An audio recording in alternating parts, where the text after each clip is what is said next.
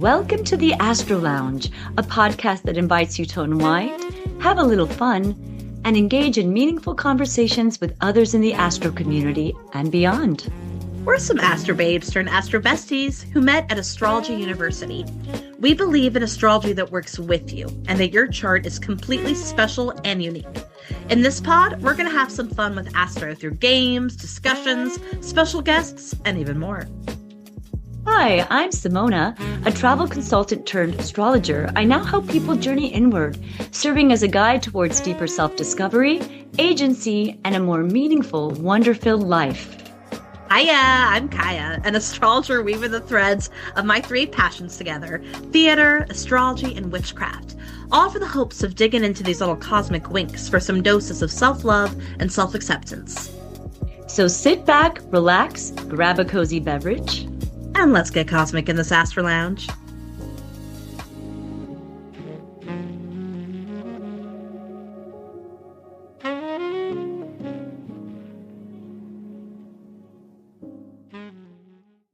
Well, welcome everybody to the Astro Lounge. We have a very special, beautiful, talented, profound, cunning, wise, and cool guest here.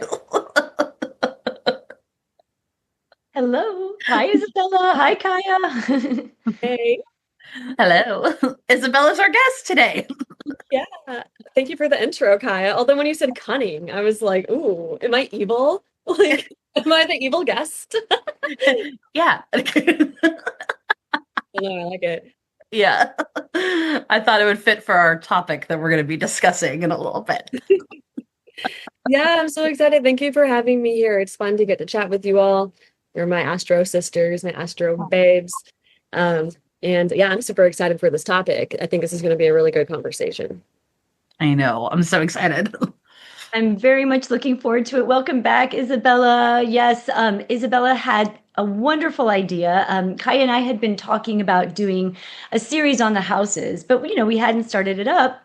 And then Isabella, we were talking about having her back on, and we're like, what would you like to do? And she brought up this really interesting idea of talking about the 12th house, but through the lens of the sign on the cusp of the 12th house as a way to connect with spirit guides. And I thought, wow, that sounds like such a cool area of exploration. So that's where we're going to lead to in this conversation, a little exploration on that. So I can't wait to see where the conversation takes us.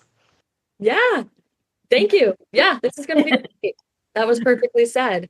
So yeah, I'll defer to you all. What we're starting out with our exploration of the 12th house in general. Yeah. Oh, actually, I had a quick question before we delve into it. I know, Isabella, you've been working a little bit more on your astrology practice, so I just wanted to give you a second to, if you wanted to kind of give it a shout out or promote it or anything. We'll say it again at the end of the episode, of course, but just so people, can follow your amazing work and maybe work with you. Sure. Yeah. Let me introduce myself. My name is Isabella Cianciolo. I am an astrologer currently based in St. Paul, Minnesota, but in 6 or 7 weeks, I'll be moving back home to Kansas City, Missouri. So I'm here in the Midwest. I also graduated from the Astrology University 4-year program with Simona and Kaia. I've also been a TA at the university for many years, although recently, I kind of fell off. I went through my Saturn return in the past, 4-ish years of stuff. And yeah, so I'm getting back into my astrology practice, and mine is called Astrology for Mindfulness. So I'm astrologyformindfulness.com. Did I say that right? Yeah, sorry. Yeah. How it works? Yes. And then I am on Instagram a little bit more now at Astrology for Mindfulness, trying to make some little quips and talks and share some of my thoughts, I guess. So I'm emerging back into my astrology world with my best friend. So thank you for having me back. I love you both so much. Of course. The astrology world needs you. Oh my gosh, you guys, you got to check out her Instagram. You're always so wise, and I am always in awe of how you're able to just speak to the camera naturally. It's like you're just flowing. I get on there, I get so nervous when I have to do these reels. I have to prepare. You're just flowing. So you guys check it out. She's awesome and always very, very wise. Mm-hmm. Yes, and you guys might have last seen Isabella with us, along with Rachel Hicks on a previous episode about the lunar phases. So, and you'll be on 1,000 more episodes to come. So, yes, I think let's we're stepping into this 12th house, which is always a very interesting subject. Like it always seems to pull interest and curiosity because it's such an almost kind of intangible realm with so much to it. And Isabella had some great ideas about how to get into it, how to discuss it, what she's kind of been thinking about. But yeah, as you guys were previously saying, maybe we can set up a little foundation of the 12th house first, and then, Absolutely. Yeah. yeah, awesome. And then step into it. Sounds wonderful. You want to say a few, should we all like kind of say a few words about our perspective of what we learned about the 12th house? Yeah. We're all like, yes. 12th house fashion. Lead us with it, Miss 12th House. You go. Yes. No pressure, no pressure. Yes. Well, I have the sun and Pluto there, but just as a place to start with the 12th house, it's interesting when we think of the house series, we usually start with the first and go around, but I think it's really cool that we're starting with the 12th Yeah. because it is when we think of what the houses are, they speak to the rotation of the earth. So at the time that we were born, we have the ascendant, and then the sun rises up into the 12th house. So in a sense, it's like the 12th house is really what's emerging. So it's really kind of in a way first in a strange way, you know? So the 12th house has this elusive quality. It's associated, it has a resonance with like the Pisces energetic. And it's a place, we really do think of it though as the last house with everything coming to a culmination point, but it's also kind of that liminal space between beginning and endings. And so when you have planets there, or even if you don't, you know, when you're engaging with the 12th house, there's all sorts of associations with it. I mean, you hear the wide range from like, oh, it's self-undoing and prisons and hospitals and places of retreat and isolation to where you have these kind of spiritual enlightenment and moments of connection with different experiences, different dimensions, and that type of thing. And so it's this really unique place where we have the ability to connect to experiences outside our everyday. And it can be where we feel things very deeply. Even there's this idea of where we can connect to the collective unconscious. So the ghosts of the deep past that we can kind of feel. Darby Costello refers to it as where the ghosts of the unremembered dead. So we like tap into things that maybe we connect to people that lived before us, maybe even through our deep ancestry that we never knew, but we feel. So it's hard to really pinpoint the 12th house in like a very specific way, but it's a really powerful place. And I don't want to hog this conversation. That's just a little place to start. Do you guys want to say a few words? Yeah, definitely. I mean, I was thinking essentially what you're explaining is this connection to source energy. And that's where I see the 12th house dominating because it is this field of potential that's in the 12th house. And I love how you started by talking about right, the dawn and when planets are rising over the horizon and they're first there.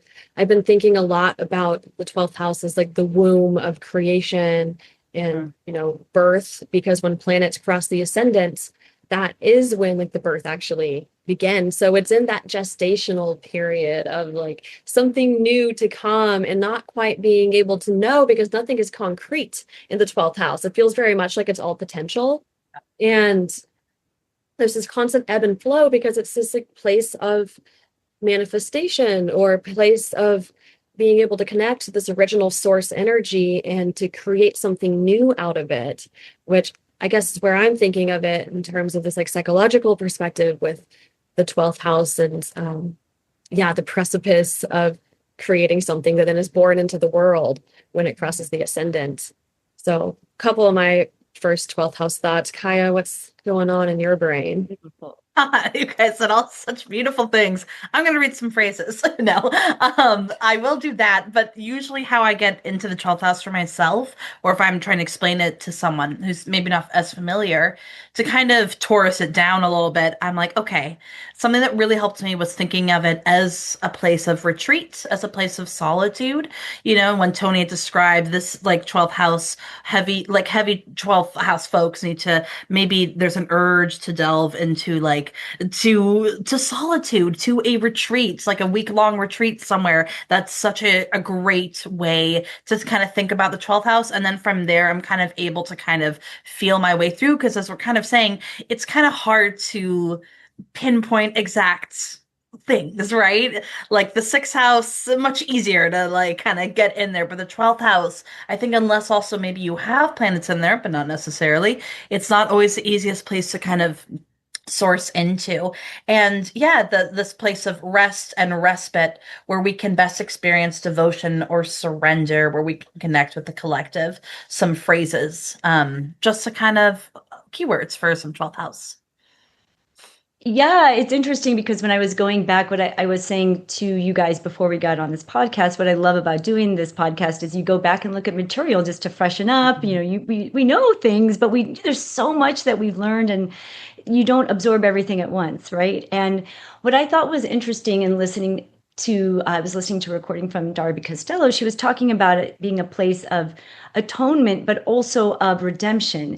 And so it's like sometimes they say that people that have planets in the 12th house are, in a sense, either atoning for something in the past, either your own, if you think of reincarnation, or something deep, deep, deep past that's not even necessarily yours personally, but collectively, or bringing something that was unlived or unfinished to completion, like a redemption type of thing. And so I was just contemplating that, and I just wanted to share, like with having the sun there, I've mentioned to you guys before this kind of draw to prisons, right? To like this attraction to prisons, and that's one of the one of the expressions of the 12th house. And I was always wondering, like, why am I so drawn to the plight of the prisoner? Like, obviously, most people feel for the victims, right? Not the prisoner. And it came up for me recently because I had to be on like this mock trial. And I don't want to get too much into it and go off the deep end here, but the idea was this horrific accident took place. This person is now in jail. But my immediate thought was like, oh my gosh, the person in jail, how are they going to live with this horrific thing that happened? And what came to me as someone with the sun in the 12th house is like, maybe there's a part of me that there's a sense of like, all the people that have passed away that didn't get to have that redemption story, or didn't forgive themselves, or didn't get to, like, they've done the atonement, they're in jail, but didn't get to complete it. Maybe there's something about people with 12th house placements carrying that role, or trying to be in then service to the redemption story. I don't know. That was just something that came to mind. So I just wanted to share that. Ah, that's really, really interesting stuff, Simona. That's such a unique take too. And of course, like you said, you're reading from Darby, which is really fun because she does bring such a just interesting commentary on that, especially kind of from this like spiritual, almost like religious standpoint. Yes. What atonement makes me think of. Yes. You know, and yeah, isn't Darby like Sagittarius? Anyway, just That's a good question. That's a good question. Yeah. kind of wondering about her perspective on this, but it's interesting because, okay, so the whole reason the 12th house has been relevant for me right now is because my progressed moon has been moving through the 12th house for the past like 2.5 years. So it's literally just about to cross the ascendant. And I have noticed that, I have been working in a hospital, in a psychiatric ward, this institution where I've been serving people like ever since that progression. And I moved in there, and it's been so interesting because it is a place where people do lose so much of their sense of autonomy in many ways, where it's taken from them, but these identities and things are stripped down a lot. And also it's this place where people, a lot of times the patients that I'm serving are so psychotic or manic, where they're really opened up to all of the energetic influences of the world. And this is where then it's manifesting in this mental illness, perhaps, where they're hearing and having all types of hallucinations and delusions and beliefs, and lots of changes going on about like who they individually are. It's almost like they are absorbing this collective influence, right? When you get this concept of people who like believe that they're God, right? When they're in a schizophrenic episode, or some type of psychotic break sometimes. And this yeah, this like it's like they're channeling all of the energy of the 12th house almost through them. So they are everything. It's almost like they are God. And in this way, because we all are God, right? We all have source energy that goes through us, but to feel this like identity with this openness to all of the influences of all of like spirit and humankind and all of the past lives that have lived and all of the like maybe future ones too, but just this source potential of just everything that is. It's such an interesting place. So yeah, it's like I see people when they end up in this 12th house terrain, whether they're as the patient or even the caregivers themselves too, and the people who are working within these fields.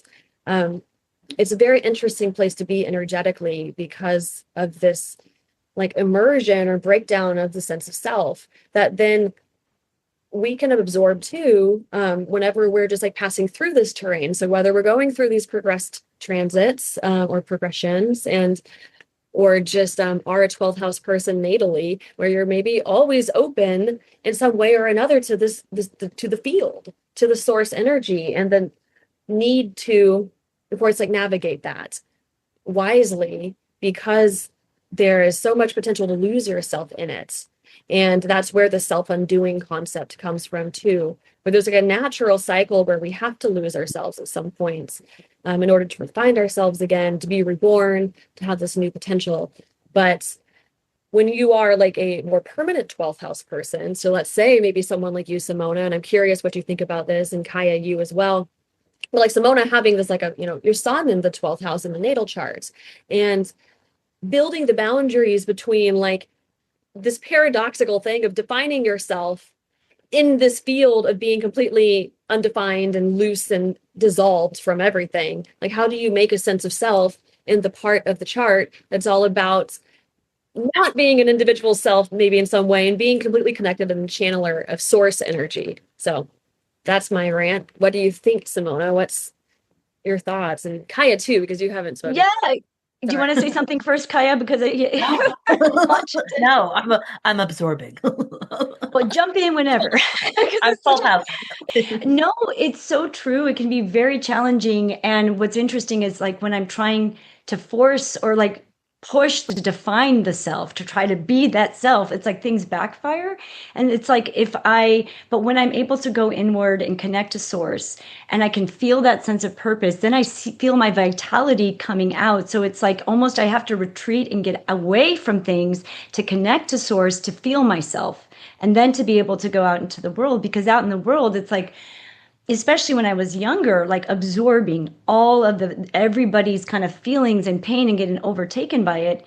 And it's kind of a funny story, but Isabella was with me. So I thought I'd share this, but I don't want to take up too much time with this story. But did you want to add something, Kaia, before No, go.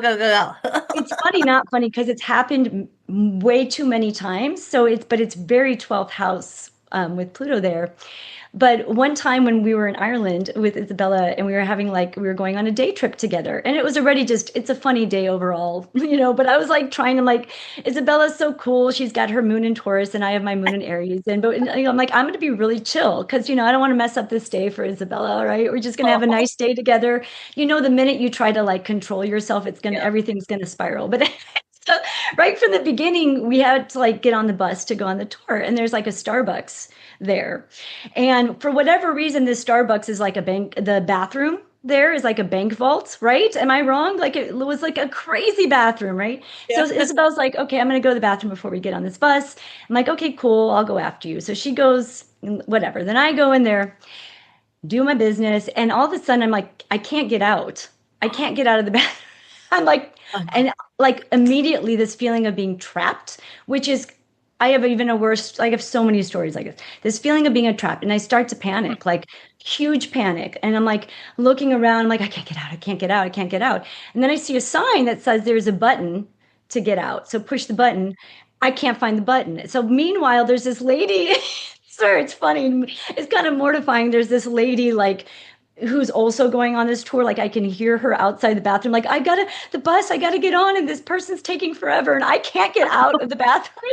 Like It's just like this horrific feeling that I'm trapped. I finally find the button, I get, and the whole thing, the rest of the day, comedy ensues. Like, I'm not going to get into the whole story, but it's this idea I've had often where I feel like I'm trapped in a space and I can't get out, and I'm actually able to get out. I'm not actually locked in. And Hmm. so I feel this sense of connecting, and I always wondered, is it something from a past life, or is it maybe I'm connecting with, because the 12th house, it's like your last thoughts before you go into the field, right? What are the, and all these people that have kind of maybe die, not to get too dark, but it's the 12th house, or in really horrible ways. And like, I feel tapped into that kind of feeling of like all these people that have been, because it's a place of confinement, the 12th house too. So, and I feel that on a collective level, like tapped into anyone who has had that experience. I don't know if that makes sense, but like, it just Wow. made me think of it because Isabella was with me that day. Oh my God. Yeah, no, I hadn't heard that story before. That's such a, oh my God. First of all, I just like feel like being that feeling of feeling trapped and like, how do I get out? And I know like it's written there, but I can't like see it here or like, Yes.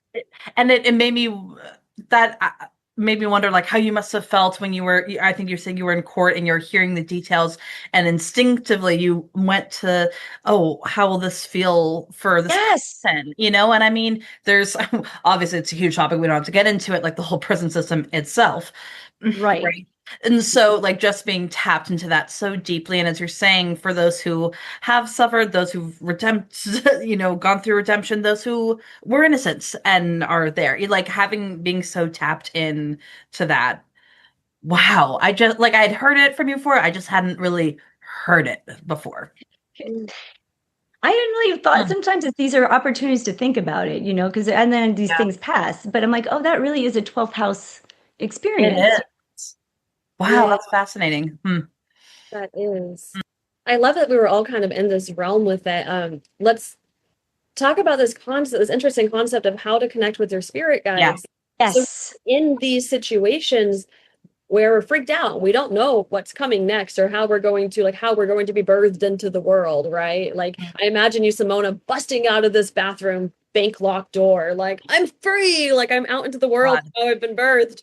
But I was so so when we're in these, yeah, scarier transitiony periods of life where we're not sure what's coming next, Yes. this murky Yeah. realm of the 12th, I yeah, I think of it as this very spiritual realm. And Kaia, you and I have been talking about this from this kind of switchy perspective of how like this is the field. This is where you would go to interact with all of the energy that exists ever in the world. And so you have to be discerning about how you engage with the 12th house. And I think that's why they talk about the importance of being alone and Mhm. having this kind of isolation, because there's this ability to go within and really to be able to find that connection to yourself amongst all of it so that you can somehow have an anchor when you're entering into this 12th house realm of like everything that is. You need to be able to like trust and rely on yourself or your spirit guides to be there as these like harbingers of the self, Mm. perhaps your own higher self, and like whatever works for people in regard to how they view their connection to something higher than the self that's guiding us out there, whether it is an individual entity or a team or our ancestors or a mix of everything. How do we connect to our spirit guides through the 12th house? And so I've been thinking about it a lot in regard to the sign on the cusp of the 12th house, and specifically like starting just with the elements that it's in. So I was curious what you all think about that, because this is where I had this big discovery about myself being I have a Gemini 12th house. So my connection to spirituality and this is like expansion of my mind and potential of what's out there beyond the confines of myself, this transcendent area of life has come through so much of just like studying under many teachers and mentors and like being a student of the 12th house and witchy things, this awakening. And so I read a lot. I go to like lectures and listen to people teach a lot. And more recently, as I've been thinking about then developing more of my own connection to my guides, I've been thinking about the air element and yeah, using the actual tools of the air element and Gemini specifically by using wordplay more like spells, the breath itself, and actually speaking things and writing things into existence, which so this is a great example of how this is unconsciously was working for me before I even really had this awareness it was opening. But last winter solstice, we had a little girls' night and did some activities. And one of the activities that we did was to make our 2026 bingo card for what we wanted to happen for this year. I was so busy being the host or attempting to be the host and also being like drunk and high and all the things and like running around that I didn't really have time to actually create my card. But I did write down one thing on my bingo card, and I'll show you. So, yeah. I wrote, have a hot and steamy makeout. And when I tell you, As a Libra would write. Like, as a Libra would write, as a Libra would write. When I tell you that the only thing that has consistently happened to me this year is to have so many hot and steamy makeouts with different guys. So many. And it's been like insane. This like kind of like powerful little like this quick little thing I wrote down, right? It wasn't a novel, it was like a Gemini type of thing to write down, like a quip, like the bingo card, right? And and this one thing that has so manifested to be true, and to be aware of this power of like writing and using the written element, the word. And I think too about then like the ruler of my 12th house is Mercury in Libra. So that further emphasizing the air element, but the connection to the other, the using, right, this relationship where maybe it is just being in conversation with somebody. We're getting information from my spirit guides through the conversations that I'm having with other people. And me being able to talk back to them that way or but I've been thinking about that just in terms of how I do my magic and how I can discover my connection to source energy and my higher self through this particular form of just connection that I'm practicing with now and becoming aware of and finding ways to put it into practice and not just be in this like student mode where I'm like, oh, I'm just going to read about all these things and I'm reading about, but I don't actually have something that I'm doing and needing more of that fire to bring it to fruition. So I'm curious about both of your 12th house placements and what you think about this topic. Simona, do you want to go first? Because I also have Mercury, so I think that'd be interesting. I want to hear you. I feel like I've talked. I'll acknowledge first. As I'll say, I think it's so amazing that you've had these kind of revelations as your moon is progressing in Gemini through the 12th house. How beautiful is that? I just wanted to underscore that because I think sometimes, especially newer students to astrology, think I have empty houses and there's nothing going on in there. And there, first of all, there's always rulership, but these are moments that activate these parts of our chart. So we get to experience all of these things regardless of where our planets are. So I just wanted to underscore that. So go for it, Kaia, because I could go on and on about the 12th house, but I want to hear what other people have to say about it. I live in it. Okay. So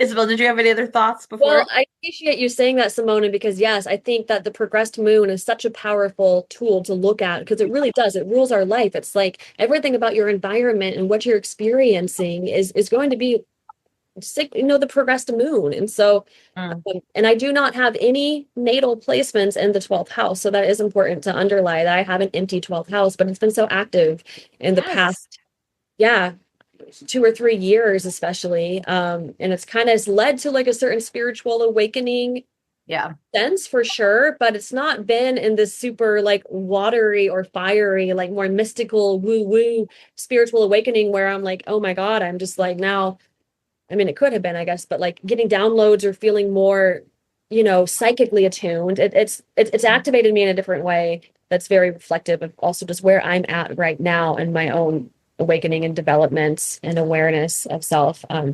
But yeah, I could see it theoretically for other air sign placements on the 12th house that maybe this type of activation for you would be something like, oh my God, I'm actually getting like voices in my head, you know what I mean? But like those types of like downloads where I'm hearing information, it's coming directly into me somehow. Maybe it's not through the voice, but other ways that information becomes right in a new way where we're connecting it to spirit, whatever that may be.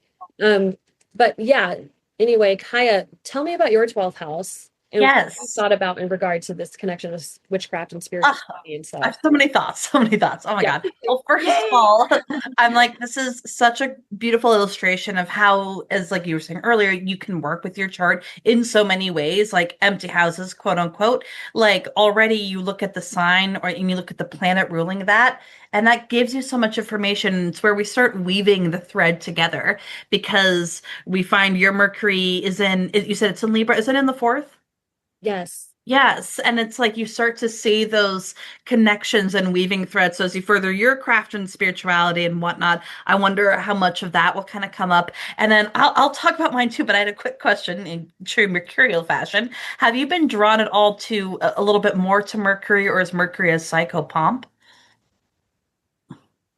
Oh, that's so, and I have to think about that. Like drawn more specifically to Mercury recently. I mean, well, I Hmm. just had this other revelation Mm. because this guy that I've been seeing recently, like he does stand up and he does open mics Mm. and he's a poet and he does, comedy. And so Oh, he's so much more activating. Yes, he's extremely Sagittarian, Virgo rising. His chart ruler is Mercury. And so it's bringing, yes, very strong mercurial energy into my life.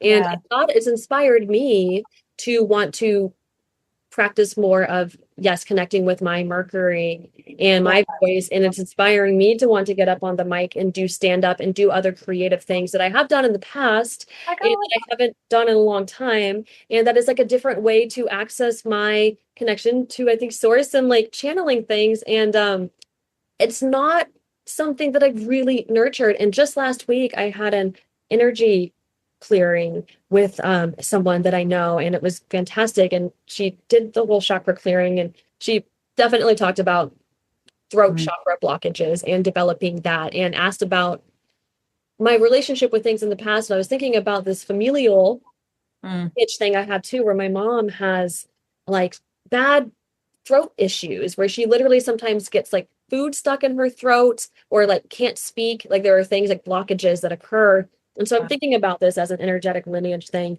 And yes, like activating my voice more and trying some of these different methods of just getting back into writing, use speaking more, even doing some of the content stuff on Instagram or whatever really feels good to me, but trying to also make it creative and not just work, but like really Mm. a place where I'm able to flow and have my authentic voice be heard and find, I think, yeah, that connection to like source energy when you really like get in the groove and you start pumping stuff out. And so I've been inspired to practice more or see where my, yeah, voice can be developed more right now. So, Yeah. It'll yeah. be interesting seeing what Uranus in Gemini does as it moves through your 12th house. Oh, Talk yeah. about awakening and downloads. It'll be Right? interesting to see where that I might know. take I'm you. like, maybe it'll happen. Maybe I'll ascend, right? And things. But who knows? It's completely plausible based off of the archetypes, right? So it's like Yeah. I'll be here to experience it and I'll report back later. Perfect. Report back later.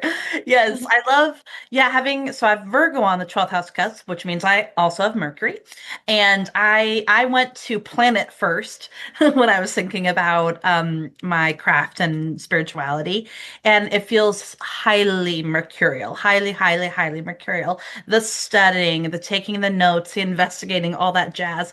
And then adding in the earthiness, and I feel like I have a little extra oomph in this field because I have this my son in the eighth Taurus, and so that I feel like I'm able to kind of talk between those two houses in a fairly earthy way. And I've realized, oh, like I do a lot of folkloric witchcraft, and I'm getting into, and I've been doing that the past like, oh my God, maybe 4 years or so, but really in depth the past like two. And it's so tangible and rooted in earth and working with herbs and all the stuff, right? And it feels so Virgo in the craftsmanship of it, in the technique, in the skill. And I love seeing Virgo as craft. Like that's how I Yes. usually like to write. And I feel like Virgo energies always appreciate that when you open that doorway for them. They're like, yeah, because it's not, they get so much, but like approaching it from that craft focus and paying attention to the details, but in a more like I don't know, kind of grounded, accepting way. And I have felt that's helped my witchcraft really evolve. And I have really just like, oof, really liked Mercury the past few years. I just feel that it's so like mystical. And I personally love like Mercury is psychopomp, and I wonder, I have a natal Mercury retrograde, so I was sometimes going to ask. yeah, yeah, yeah. Placement. Sorry. Where's your natal Mercury placement? Oh, my natal Mercury placement is in Aries in the seventh house. And so I see the retrograde. Sometimes I think I resist the seventh house part of it because I'm like, oh, like, no. But I like the Aries part of it too. It's an interesting little dialogue, but I really like the retrograde. I'm like a proud retrograde, I guess. I Um, love it. Yes. but I love the idea of just like the Mercury, delving deep into the subconscious, into the underworld, and being able to chat with all these other archetypes and energies. And then also in my craft, like there's so many ways to work with. I've been weaving together more astrology and magic. And one of like a very not like a simple way to use Mercury is doing something called like a road opener kind of spell or ritual, right? Where you kind of Mercury opens up these possibilities. It's a little Jupiterian as well, of course, but like Mercury definitely in my mind, especially in my 12th house, lives as this kind of the threshold, the in between, the gloam, the liminal. Um, yeah, and that's very much part of my craft is like, and the cunning. That's why I purposely said that earlier. Yes, because there's something about witchcraft and cunning. And the mind is like alert and sharp. And so for me, it's the Virgo has helped combine the mind and the body as well. Oh Yeah. my God, I love that so much. I Yeah, that's love that. so good. And I see like Virgo being like really particularly witchy because it Yeah, is. It's a mutable sign that's like transforming substance. It's mutable literally. earth. And so it really is turning one thing into another. And Mhm. that is like the essence of magic as I've been studying it recently too. With like Aidan Wachter is the magician who most informs my practice. And they say that magic, I mean, magic is just the art of change. So it's a very mutable thing. And I love the psychopomp stuff that you're bringing up with Mercury Yeah.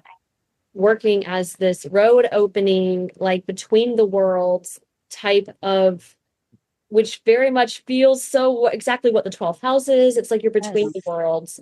Of course, you are also bringing in the eighth house realm and going into the underworld and the conscious above world. There are so many worlds here to navigate that you're really bringing together. I mean, I love this placement. I love thinking about this placement for Mm. witchcraft for sure. This earthy 12th Yeah. house combo you have. But I'm curious let's talk about the resistance to your Mercury in the seventh house and what that means to you. It's not to go into like therapist mode, but I am kind of like, Let's do it. I think I sometimes okay, I don't mind the seventh house, but sometimes I'm laugh. like, uh I I find, yeah, like I like when we get into like the projecting and stuff and like the pulling in energies. I think it's because if I'm being totally honest, it's been so exhausted because it's other people, and I do have a Mercury in conjunct Pluto, and just like I have felt that exhaustion, and I only realized that aspect like 2 years ago as well, and I was like, God damn it. Um, and so I'm like, oh, I don't want it there. I like the Aries and I like the retrograde. But then I'm like, oh, maybe I can see it more as like the information I'm also receiving from folks that I've been following from, which is I really admire maybe that kind of one-on-one. But yeah, there's definitely a I have resistance. a similar placement because I have my Mercury retrograde in Libra as Yeah. the ruler of my 12th house. So there's a lot of similarity to you having your Mercury retrograde in the seventh house as your 12th house ruler. And that, because I've also pondered that. I'm like, is the information from spirit coming through the conversations I'm having with other people? Right. Is that a place where it's channeled? And in the fourth house, though, it's back to being like, okay, it's my deep self. It's the root of who I am, and maybe perhaps I'm interested since I'm about to move back home. Mhm. How this changes also my connection with spirituality, with my own like ancestors and living family too, and just roots of where I come from and maybe my connection to psyche in that way. But I'm curious too, Simona, tell us about the sign on your 12th house and where your 12th house ruler is. Yeah, absolutely. I just wanted to touch on one thing that Kaia said real quick. Then, yeah, absolutely. I just was just thinking and adding to what you said too, Isabel, with Virgo being such a witchy kind of sign, because it is the polarity with Pisces. So it's like drawing in the polarity, the thing that can't be that's not tangible, and bringing it in through words and incantation. And it's so beautiful.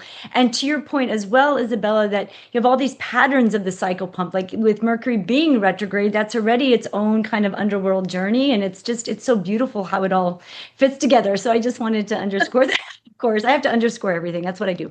But yeah, I feel like it's interesting because I have Libra I have the sun in Libra, but my ascendant is Scorpio, and I have Mercury right on my ascendant, but on the 12th house side.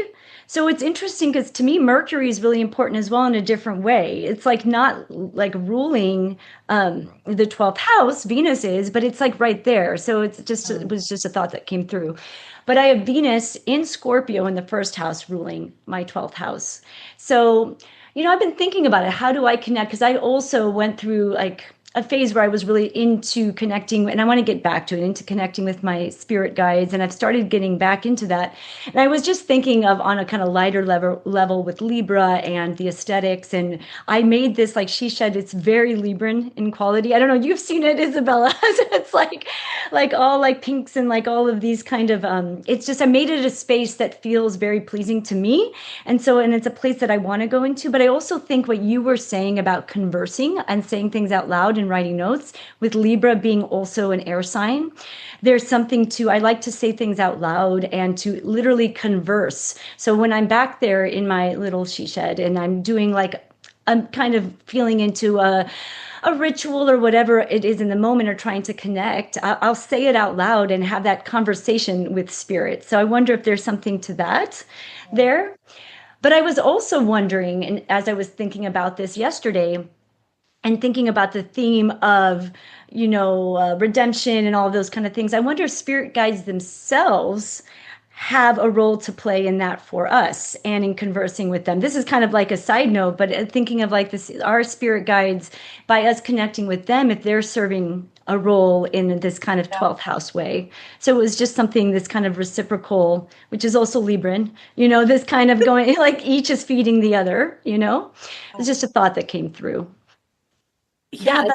Go ahead. Sorry. Well, I think we should expound on that, Simona, and like how our spirit guides can then help us atone, right? Is it the essence of what you're saying, right? Yeah, or maybe they themselves have passed on and they through in their world. I mean, I don't know. Like maybe there's a role, there's that idea, oh, the angel will get their wings when they help, so like that kind of concept that maybe the guides themselves being like, we're here connecting with them, but there's something in us connecting with them that serving them as well to maybe move on to to have some kind of closure or redemption, or I don't know. It was just a thought that came in as I was like sitting with this idea of spirit guides and the quality of the 12th house. Well, I like the Libran idea of like this reciprocal relationship, because my 12th house ruler is in Libra, so I feel that as well. Where one of the spiritual practices that I've most liked, that I've learned the past few years, has been the idea of offerings to your spirit. And yes, feeding them, having this reciprocal relationship, so that as we're asking them for guidance, we give them the little mundane things maybe about our world, these beautiful things and stuff that we can share. But offerings can be so vastly different and unique and so personal in how we feel called to participate with them. Where I'm thinking back to this thing of like my offerings are so physical. Maybe that's because I'm a Taurus moon. Maybe that's also because that's just how I learned, and that kind of seems to be this traditional witchy craft thing, is that you literally offer like the water, the flame, the smoke, and the food and stuff. Yes.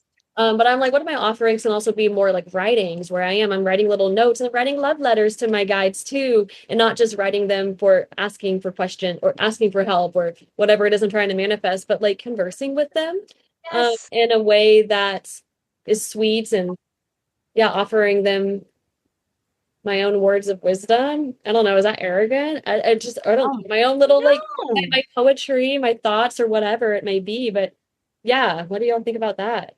Yes. My Yes, my mind is all of it. bursting.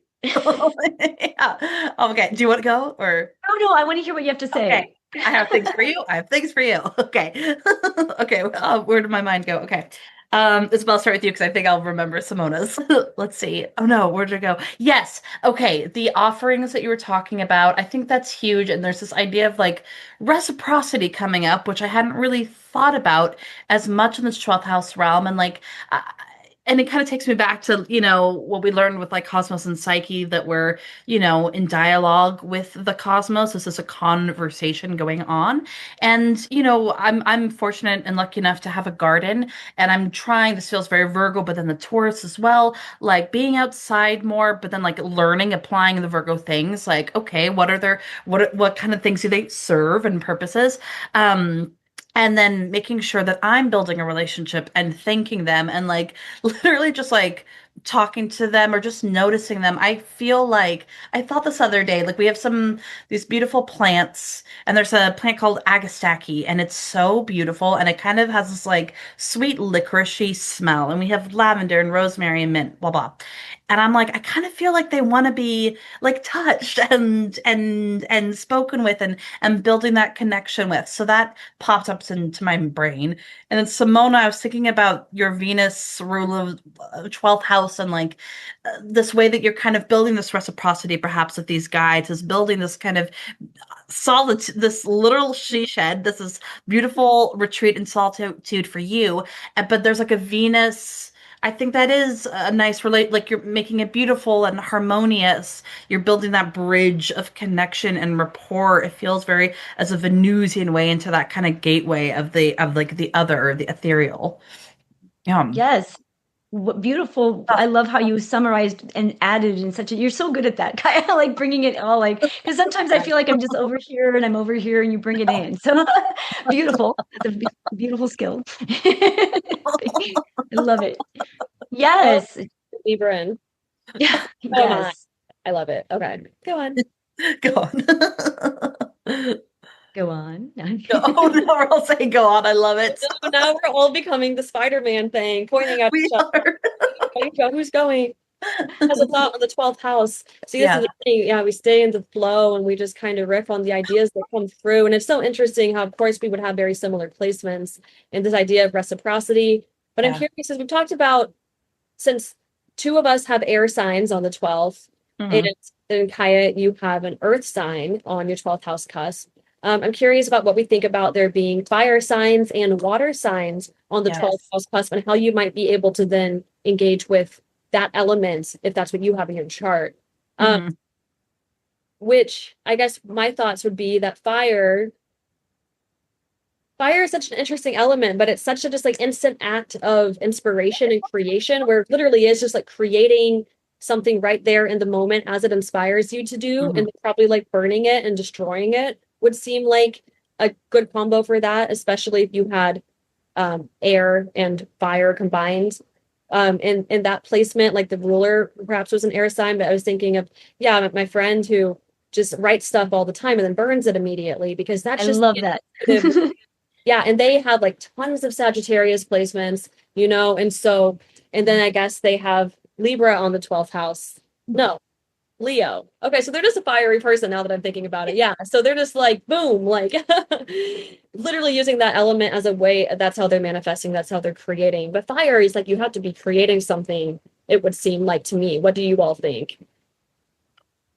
Yes. I agree with that. And I think like, I love what you were saying. Like you like to do all of the elements when I know sometimes I like to light a candle and then write the thing down and then burn it, like try to include all of them. But I think like having candles or anything with fire, but to your point, I think to really engage, then take it to the next level is have that create something, make something in that moment, maybe like light a candle, say a few or however, like invoke the spirit guides or connect and then start doing something or making something or whatever that comes to. I love that idea. Yes, absolutely.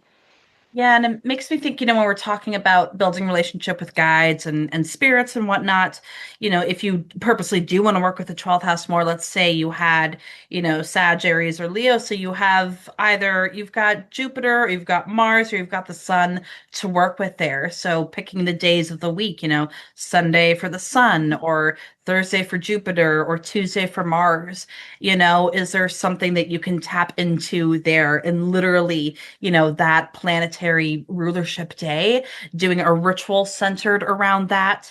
And then using like the fire stuff from my chart, I agree. Like, I'm like, yeah, like it for fire, it feels so like I love it. It's so irrational, and I feel like it actually is able to tap into these intangible realms in such a fascinating way. And so, having fire stuff, it's like that burst, of vision, or like visions really come to my Yes. mind, right? Yes. And yeah, Yes.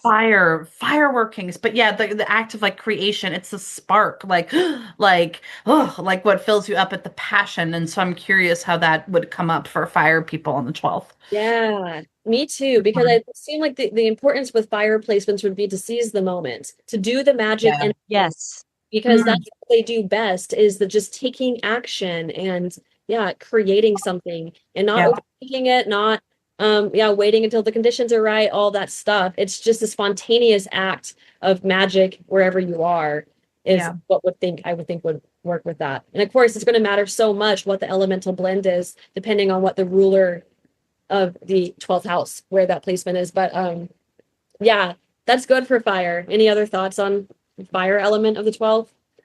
I think with fire, I Okay. think all of those are so good. That spontaneous act, whatever it happens to be, just to do it in the moment. I think that's a really great takeaway there. Versus, like, to your point, sometimes we think with ritual, and for some signs, it might be this that just so you go through the traditional texts and you like bring them back and you do it first, you do this, and then you do it at this time. And that's a beautiful thing. But for maybe a fire sign, it's more like whatever comes up. I think that's a really great thing because it doesn't have to, we all connect in different ways. And I think that's the key thing to hone in on. I think that's beautiful. Hmm. Yeah. Yeah. And then water. Water. Ooh, okay. So we got Scorpio, Cancer, Pisces. I know I cry in my she shed a lot. That like go in Oh, there and I'll have cathartic moments where I'm just like, because my Venus and Scorpio ruling that. It's like, "Whoa." Like I Yeah. just yeah. cry to the powers that be, to my guides, and that's usually very fulfilling. Nice. Wow. Yeah. Being That a makes, place to let it all out. yeah. Like letting yourself really get vulnerable with Venus and Scorpio, like going, like having the strongest spiritual connections through some of the big like crises in life and breakdowns and transformations of self and the most extremes type of experiences you would think almost. And like really going within if you have Scorpio, where I Yeah. think like a lot of that connection to guides is through like an inner felt sense of self through like your own watery terrains. I Mhm. with all of them, crying, literally being a way to transcend, and right, like you were just saying, Simona, Totally. getting Yeah. to connect to something higher. So watery. Hmm. What else? Well, it's interesting because then this presents us with co-rulers. So, Pisces, Yes. right? Pisces and Scorpio invite you to be like, are you going to work with the traditional ruler or the modern ruler or kind of both? And I think we're all open enough to kind of recognize, the affinities of all of them. Of course, like I always hold space for Pluto with Scorpio or for Neptune with Pisces. I don't want to just completely negate it by any means. And so if that works for you, that works for you. And but I'm like, oh, but there might be even more for you to play with there. And I know Earth tangible and manifests, but for me, what I've really felt is like fire and water. I'm like just feels so source creation creative to me. All the elements, of course, but there's something about these two that are feel very have the ability to be tapped into something very, again, the intangible realms, right? And then I feel like maybe earth and air help to bring it out here into the mundane perhaps. But I don't know, maybe there's something about water and the fire signs able to kind of traverse into the like to the other world somehow in a way that's maybe a little different. I don't know. That's what comes up to my brain. I'm thinking like water on the 12th house cusp would be a strong connection to like your intuition, like your gut feelings. Yeah. You might have a real, like, that's how you connect with your spirit guides because they make you feel it in your body. And so Yes, yes. that's where, you ask a question, you get a body response. You just feel things out whenever you need a message to come to you, anywhere where you are in the world. That's how it could be translated. And that then through water feels more like a way to get into deep meditation, or trance type states, maybe. Well, I would think, right, for getting connection with spirit guides, and maybe even just like, of course, being near the elements and feeling more connected with Yes. bodies together, or taking a bath and some of those types of things where the deep psyche speaks, and that's how you feel it in your body because that's where the intuitive center of the self is. It's like they say with the psychic quality of water versus the psychic quality of fire, that water is more of the actual like feeling, whereas fire is just that knowing, that like inspired sense of like, I just know this. Yes, like it lights me up. What image just came to mind? I'm like having, I guess because I was raised Catholic, I'm having all these Catholic images. I'm not Catholic anymore, but I mean, just like, I was just thinking of the image of the baptism, just like the water clearing up that rebirth with that kind of like that 12th house, like you're born anew, and there's something in the ritual of the water kind of cleansing and you're born anew. So that just image came to mind. But yeah, being near water, being in water, anything like that could be a way to connect. Oh, that's beautiful. Yeah. Oh, sorry, go ahead. I just had a question for you guys, but first, please. Oh, okay. Yeah, well, just a quick thing, makes me also wonder, like, if someone has Cancer on the 12th house, that's the moon. And hello, like, what a lovely tool to use. And just like really, really, because there's so much, spiritual work, witchy work you can do, not just with the full moon and the new moon, but between all the phases. And like the moon is actually quite an active body to work with that I feel connects the mundane and the ethereal so well together. Oh yeah, it's like the OG witchy thing. It's like, okay, so that would be Leo risings who have Leo risings. the 12th house, right? Yeah. And perhaps your connection to spirituality is literally through moon rituals and your own moon to consider how that would best be serviced. Oh, that's fun. We should talk about that too, because for people who don't know their 12th house placement, if you know your rising sign, then your 12th house placement in most cases would be the sign immediately preceding that sign. So if I'm a Cancer rising, the sign right before Cancer is Gemini, and Gemini is my 12th house. So you would apply that to your chart. Yes. Beautiful. Great point. Well, I had a question for you guys just as a thought here, because we were talking about how the 12th house has all these dimensions of experience. And Isabella, you were sharing that, like, in certain places people can get lost in all of the realms. Like we can get like, mental illness and all those types of things. So when we talk about connecting with our spirit guides, I know you guys are working like as a witch and you like have protection spells. How can we be the most clear channel that we know that we're connecting to guides and not other, because there's all kinds of spirits out in the spirit world. And there's those that also aren't there to help and support, from my understanding. And that when you start to go into the other realms of experience, you have to be careful how you're doing and engaging with it, because you can, especially if you're super sensitive or perhaps like to these, are susceptible to these other influences. So how would you suggest working with that in a way that you're protected but open, if that makes sense? Yeah, it does. I had a few things that I've learned from a couple of mentors of mine that I would use, and I guess mine again goes back to just clear language. And the clear language that I'm using when invoking help from a guide, because I'm not actually like seeing anything or hearing anything or otherwise in some type of deep trance meditation state where I'm like really working with spirits. But because I believe and know that they exist, regardless of whether I'm experiencing them or not, I just speak to them, and I specifically ask, like I will call in like my spirit guides who are here to guide me along my highest path, who have my best intention in mind. There was like a little quip that I learned from Aiden Wachter and some of the way that like they do their spells, which is just to say like I call on all of my guides and my ancestors, those who aid and protect, those who ward and otherwise guide me along.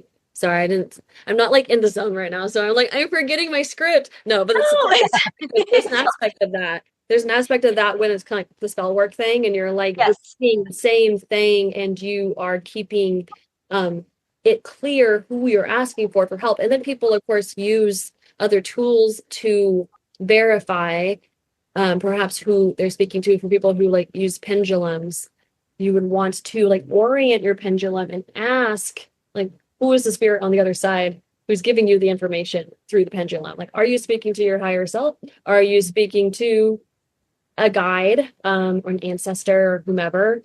And, supposedly through direct questioning, there's a certain level of honesty that has to be portrayed, but I also don't know. And I'm really open and curious about what people believe with this, because I had heard through a guide or a mentor who I follow that the way she practices, she says that there is a universal law, the rule of three, in which you ask a spirit 3 times who they are, and by the 3rd time they have to tell you the truth, even if they lie the first 2 times.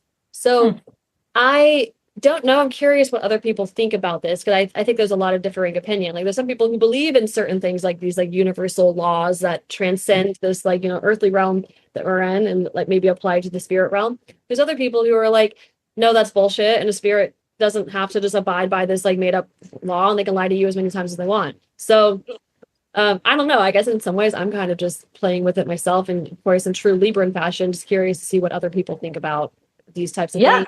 Me too. Yeah, and that's all I'm doing. My whole like 12th house realm is like learning from others. It's very Gemini and Libra based. It's taking in information, being curious, and playing with the tactics and the tools that work for others, and then kind of trying to practice them myself. And I don't know yet. I don't really have a really clear idea, besides just kind of connecting to intuition in some way and being discerning about what makes sense for me. Like if I think something feels right or something feels off about any information I think I might be receiving. Connected to you're already in a clear channel place where you're being intentional with your words and you're feeling in, and as intentional as you can be. Yeah. Great perspective. Yeah. Oh, I'm all about protection. Yes. Oh, yeah. I figured as much. Yeah. Board it up. Yeah. Yes. So, yeah. So I practice, folkloric witchcrafts, traditional, which can be so many different things. I don't practice Wicca, which is its own other, it's essentially a religion, right? And they have a 3-fold law that I don't adhere to.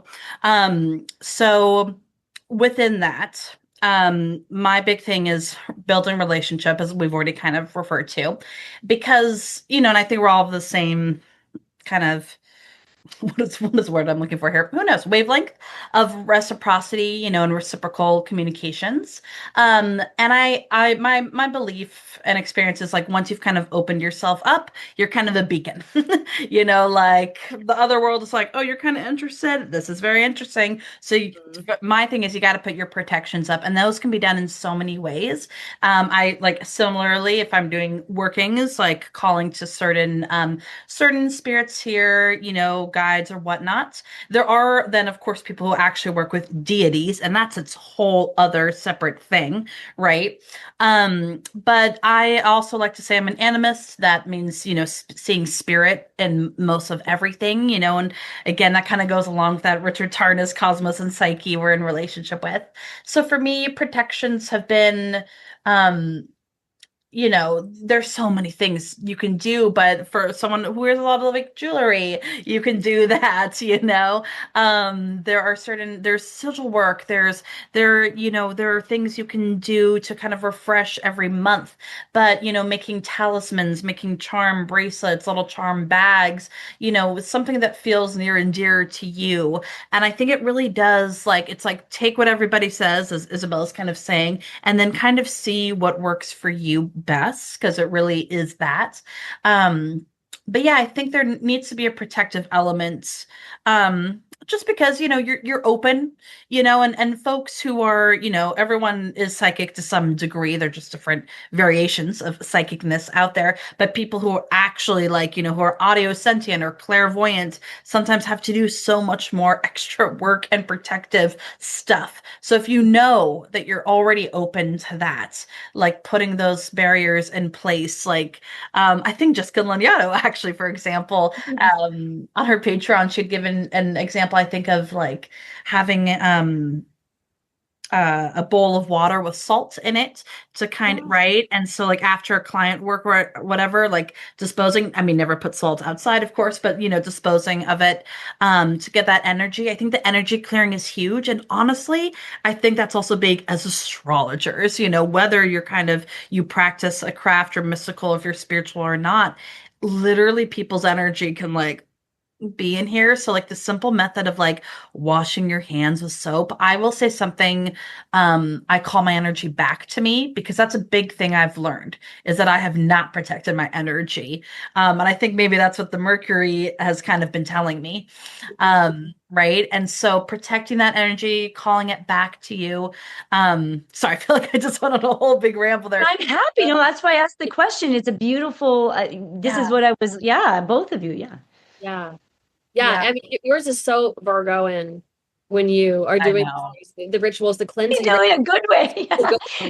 Yeah, I like those too. I've also learned that way of doing certain like herbal teas that you Yep. pour over yourself to cleanse your energy. And then, yeah, doing those kind of like incantations or spells to call your energy back to you. Those can be really good things. But especially, I would say, yeah, if you're like a water-based person, anybody who has like really strong Neptune placements, Pisces placements, the 12th house placements in general, but like those resonant placements, and you absolutely are more susceptible to taking on and absorbing the energies of others.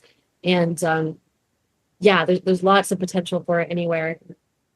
Man, I really like doing some certain like envisioning exercises too. Like when I'm doing like I do a lot of little basic things like the bubbling. Yeah. Just like imagine literally like a protective bubble around you. Yes. When you're in certain places, certain situations, around certain people.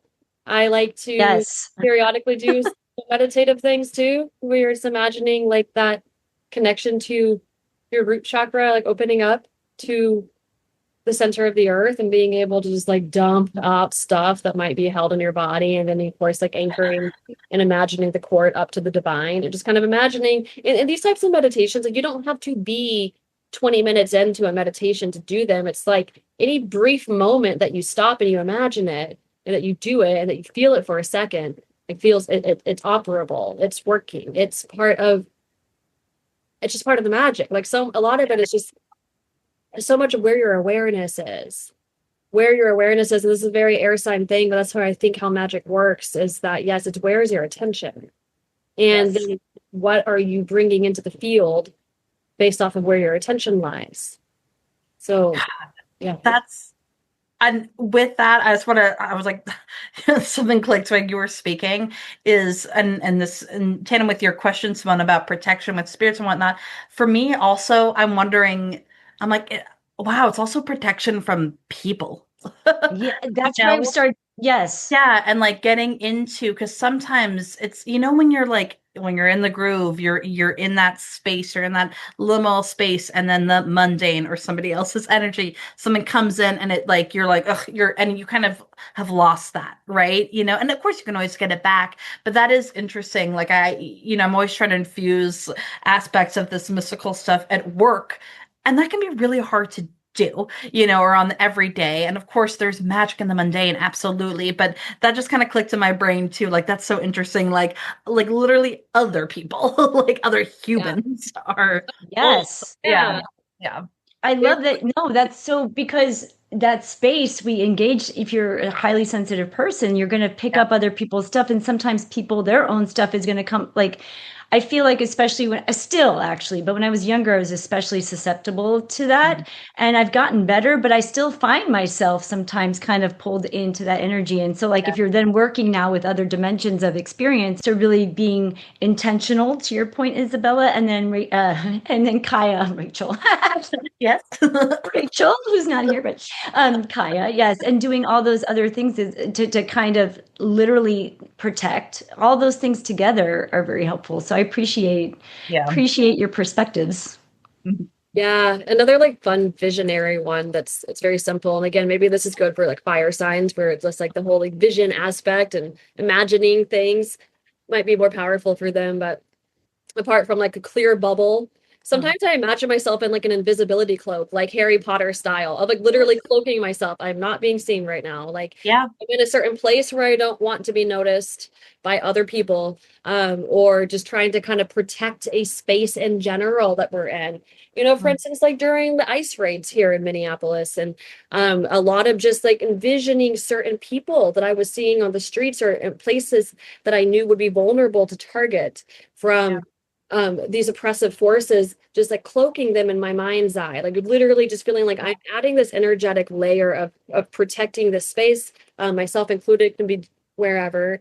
But I think that there's an importance when we practice magic that it goes beyond ourselves and just making situations better for ourselves. And that's like a really core moral tenet of operating ethically within this frameworks of what's possible in the field, that the things return to you more profoundly when we're all operating together to make the world a better place collectively, not just for ourselves or to advance our own interests. So I think we keep that in mind, and that brings in this like ethical layer of how do you practice magic on someone without their consent, and that's where I think there's a difference between doing some type of like curse on somebody or things that might karmically be more impactful, versus just like again when your intention and your heart is more like I'm offering protection to this person, just in my own little energetic magical ways by contributing to trying to make the world a better place around me, um, while also protecting myself. I just think that's an important thing, for all of us to be doing as we engage with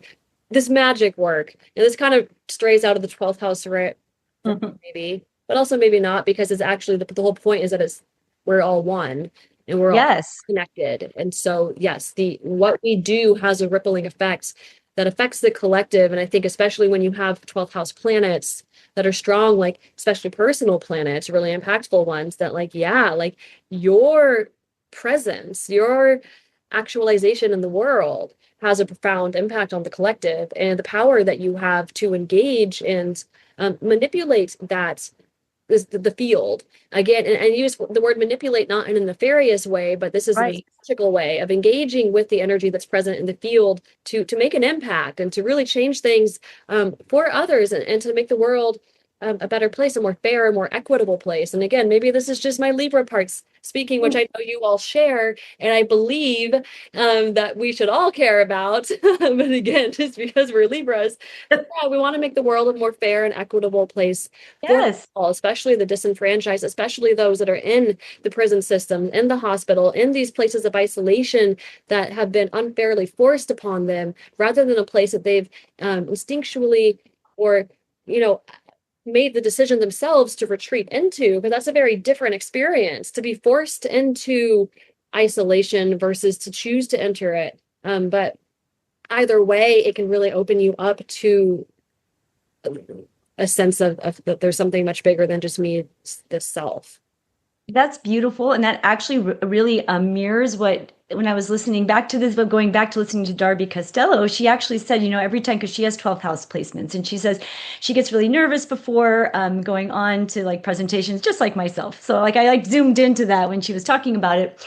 And she was saying she always has that, like she says, that intention. She's like, if I can just serve one person in the audience, like to have that collective, let my words, if I can even just serve one person. And I think the 12th house, both the 6th and the 12th, yeah, are about serving. And but not like being a servant. It's like taking, like if you have the sun there, like it's like using your light, but it doesn't mean you don't get to have any like joy from that, but that your joy and vitality comes through that service to something larger and through that intention. So what you said mirrors that beautifully. So I love that you said that. It's beautiful.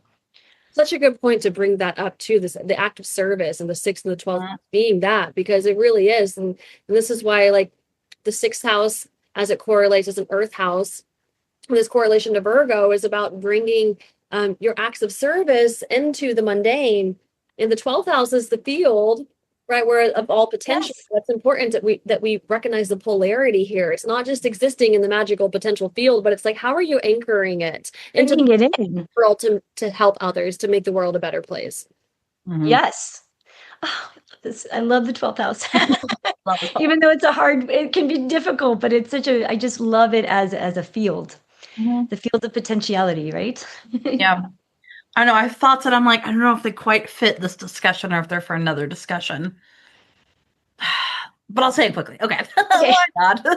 Yeah. And maybe like there's something also like dark about the 12th and the 8th, which I really admire and appreciate about these houses.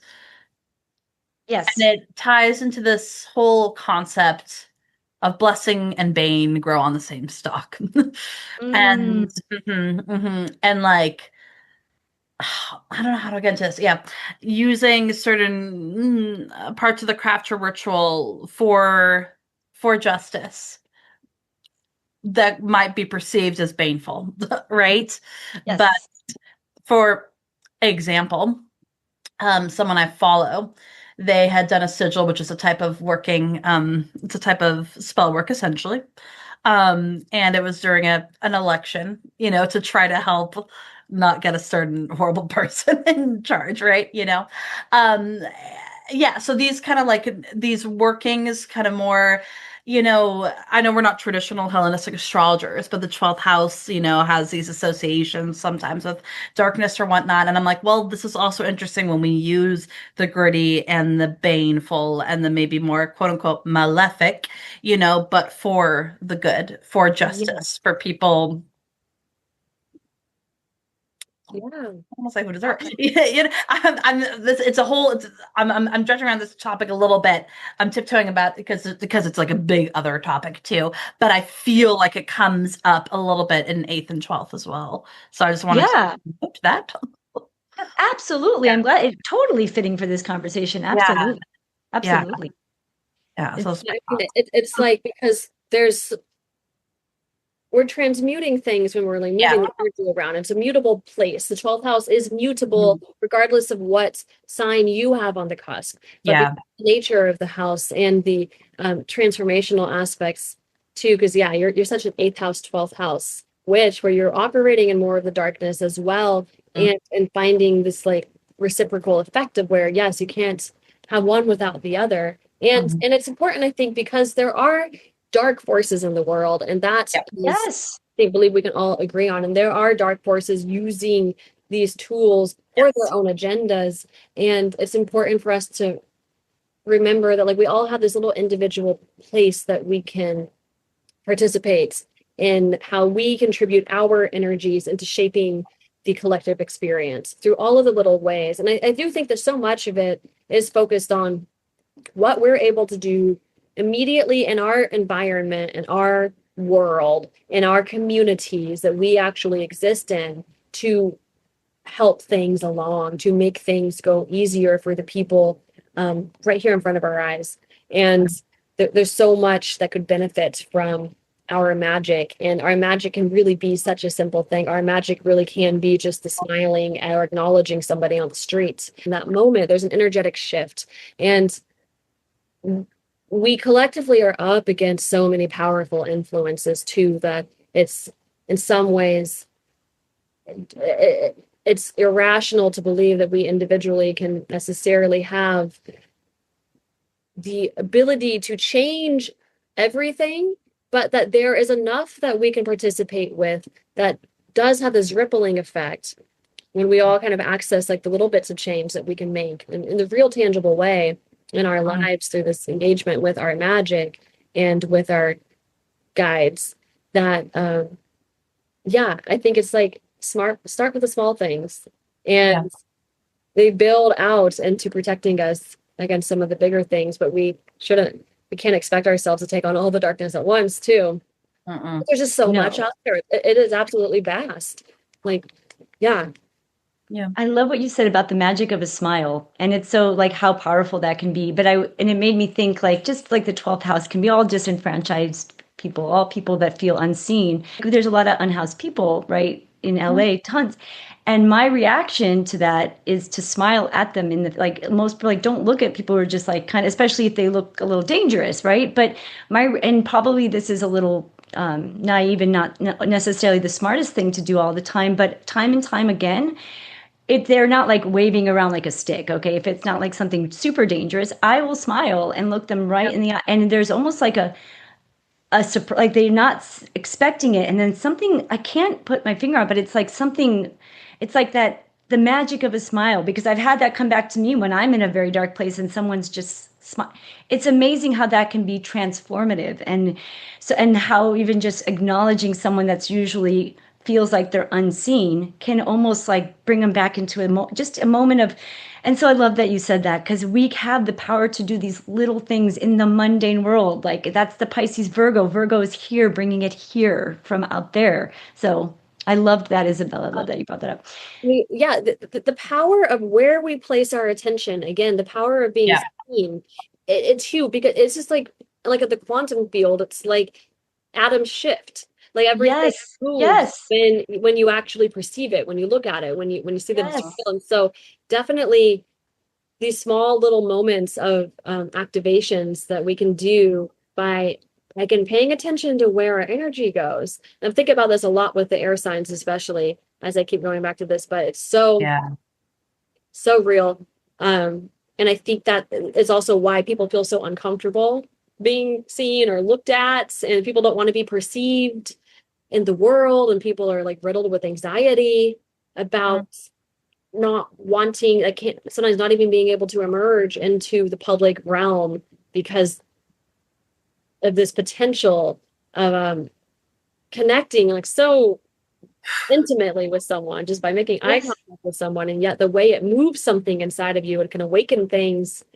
It connects you to this source energy. It's like there is things out there outside of ourselves. There's other people that reflect ourselves back to us. Like it's such you can really lose yourself for a moment, I guess, and kind of go crazy just even interacting with people in a certain way. It's interesting. I don't know. Powerful. Yeah, that reciprocities. There we go back to that. Yeah. Right. Woo, I'm in 12th house land now. I'm like, I was going to go to the gym after this, but I don't know. I think I'm going to stay here in 12th house land for a little bit. Go back to my she shed. The 12th house. Connect with my guides. I certainly need to too. The thing, I cap my 12th house ideas with this, and again, especially with my personal placement of Gemini on the 12th house, and what I've been learning about the power of narrative with magic. And I think of that as so Gemini Sagittarius, this polarity of narrative, what the story is, and how you're weaving the story of your life and weaving the story of reality through the thoughts that you think, through the words that you say, through the communications that you have with people and what you write, and creating this story of life. And so that's where I'm back to being like, I can see my magic as this air sign person, this takeaway of writing, of like doing magical narrative, writing out the outcomes that I want for myself and that I want for the world, and finding creative ways to make it story-like. And this practice that I've been learning from Aidan Wachter again through the Black Book, it is a form of diary magic.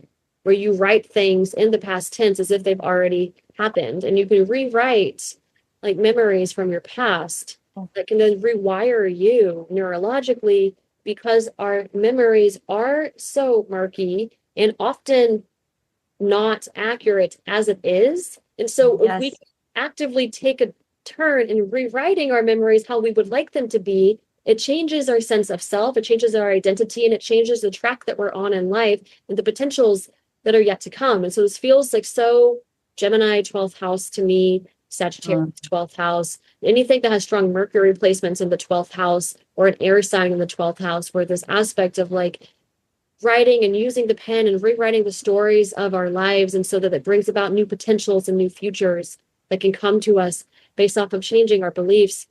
This is the type of magic that I'm particularly sinking into with my 12th house experience. So I'm really excited to see what you guys do. I'm curious to know what your takeaway is from this conversation and what like 12th house magic you're going to go practice now for yourselves. And, if we had any listeners, and for those that are out there, I want to know what other people are doing too with engaging with the element of themselves and how that brings in their magic and their connection to source energy and their connection to guidance beyond the confines of the ego. Yes, we want to hear that. Share it with us, please. If anyone listened to this and watched this, we'd love to hear how you guys are, if this is something that you do, or if it brought up stuff for you, please, because we'd love to hear from our viewers. Yes. Kaia, what's your takeaway? Yes, and I've been loving Virgoing it up in the 12th house. It's also built a better relationship for me with the sign of Virgo. And I think that's an interesting way to practice your chart and get to know it if you're really curious about it. Use those quote unquote empty houses, right? Make friends with the sign there, learn about them more, because they still have so much to offer. I mean, look how much, Isabella and I have used the 12th house. And we can't there, but because remember, it's the chart is all connected. So I think it's just more like I'm taking more like affirming energies, from this conversation. It feels really good to have like delved in here. And I'm so glad, Isabella, you brought the subject up because I'm like, oh my God, yes. Like I feel like this really is a thing. So I'm really curious to see if other people have actually exercised this or if it's awoken something in them. I'm so excited you brought up this topic because, like I said, I was really into it for a while. Then I kind of stopped going as much back in my shoes, and I started going back to it.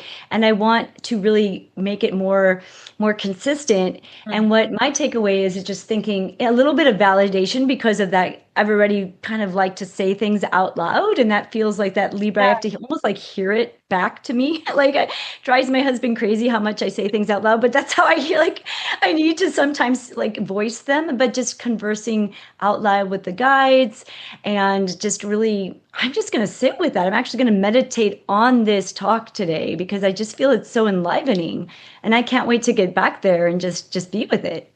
Yeah. Oh, thank you for inviting me on. Thank you so much for coming on. I can't wait to have you on again. And will you just, I know you said at the beginning, we'll put it in, but where can people find you again if they want to learn more from you, work from you, hear your thoughts? Yeah, my website is astrologyformindfulness.com. And then I also am active on Instagram a little bit too, at Astrology for Mindfulness. But those are the best ways to get in contact with me. And I would love to continue talking about this stuff with you all. And it's so fun to co-create and talk astrology together. I know. I hope you come back on a lot. We love having you on. This has been really wonderful. Thank you. Yeah, we love you. We love you. I love you guys. Stay cosmic in this Astro Lounge. Yes.